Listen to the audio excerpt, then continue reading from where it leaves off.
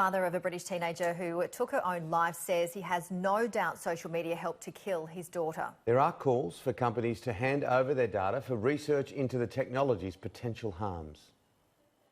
It's described as an addiction, but psychiatrists say the antidotes don't go far enough. Like most youngsters, John Bolts spent most of his teenage years feeling pressured to be part of the online world. He found batteries aren't the only thing they drain. It could be quite like a mentally exhausting experience. You know, if you see something online where perhaps someone is struggling with their own mental experiences and have used it as an out, you know, as a way of expressing it, or is using it as a malicious tool, that can be quite damaging to you. It's this harm psychiatrists want to stamp out. They're asking for social media giants to hand over our data so that researchers can learn about how content affects us.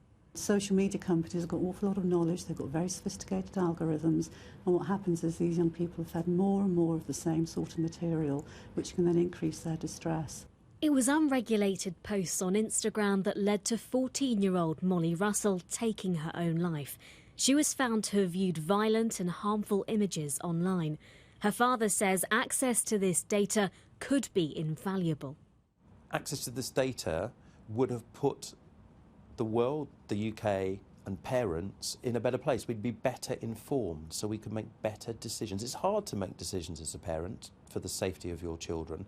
It was all too easy for someone like Molly to be sucked into that world, particularly so because the platform's algorithms would, once Molly started looking at that content, post ever more such content towards her. So she was consumed by sort of dark, black and suicidal means. But there are some benefits to the sites. I wanted to make a difference to help beat blood cancer. When Jake Moles' stepdad was diagnosed with leukemia, the 14-year-old turned to social media to draw attention to the issue. It really helps me with what I want to tell people about blood cancer and what we do as an organisation. Positive for some and destructive for others. Social media is the gift of the modern world that we're still learning to live with. But perhaps the introduction of data sharing could be the step needed to stop putting young people at risk. Ashna Harinag, Sky News.